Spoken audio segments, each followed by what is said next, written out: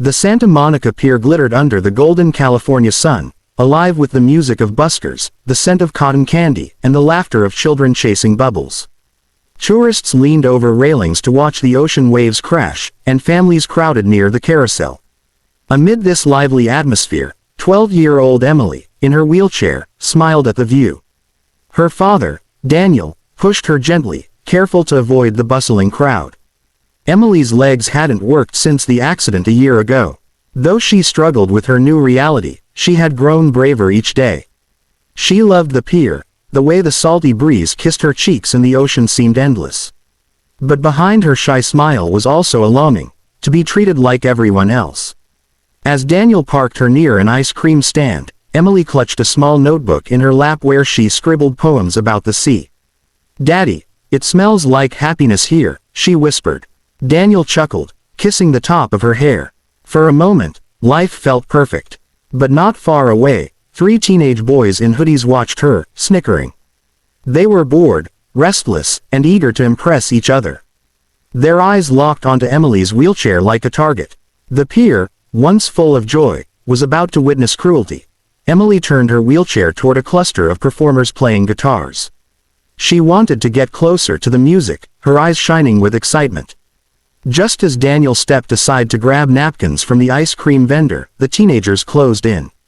"Hey, move it, Cripple," one of them sneered, kicking the side of her wheelchair. The chair jolted, nearly tipping. Emily gasped, clutching her notebook tightly. Another boy added, "What are you even doing here? Go home. This place isn't for you." He shoved her wheel harder, causing her to spin halfway. The crowd nearby glanced but looked away quickly, some out of discomfort, some unwilling to intervene. Emily's lips trembled. She wanted to cry out for her father, but fear strangled her voice. Her poems fluttered to the ground, pages scattering like broken wings. When Daniel turned around, his heart froze. His daughter was surrounded, helpless, her face pale. "Hey," he shouted, running toward her. But one of the boys pushed the chair again, causing Emily to bump against the railing. Her eyes filled with tears. The world seemed to shrink for Emily, full of laughter for everyone else, but cruelty for her. Yet, just as despair began to swallow her, the heavy growl of engines echoed in the distance. The sound grew louder, deep, rhythmic rumbles that made the boardwalk tremble. People turned their heads, some stepping aside. From Ocean Avenue, a group of bikers rolled in, more than 30 of them.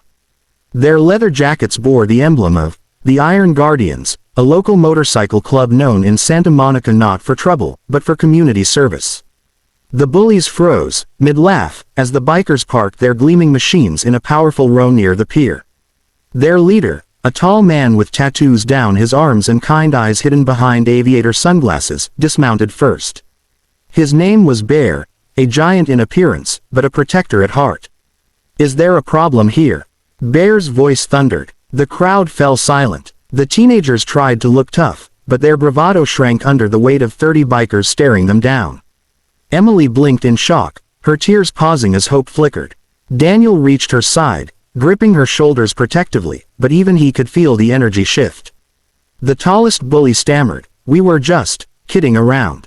Bear's jaw tightened. He bent down to Emily's level, his voice softening. "Sweetheart, are you okay? Did they hurt you?" Emily's lips quivered. "They kicked my chair," she whispered. Bear's fists clenched, but instead of anger, he turned to kindness. He picked up her scattered poems, carefully stacking the pages. "These yours. Looks like you've got a poet's heart." The bikers surrounded Emily's wheelchair like a fortress. The crowd that once ignored her now stared in awe, phones raised to record. Bear stood tall again, facing the bullies. His voice carried a mixture of authority and calm.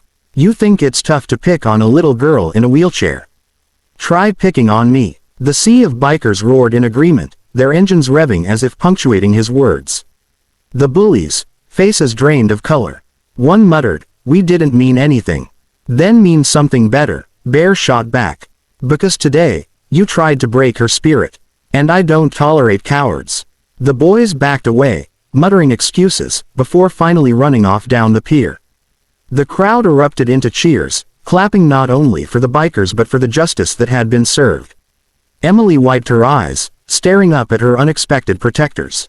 Bear knelt again, smiling warmly. "Don't you ever let anyone tell you you don't belong here. You shine brighter than all of us." Her father's eyes watered as he whispered, "Thank you." Bear shook his head. "We just did what's right. That's what family does, even if you're meeting for the first time." The bikers didn't leave right away. Instead, they spent the afternoon with Emily.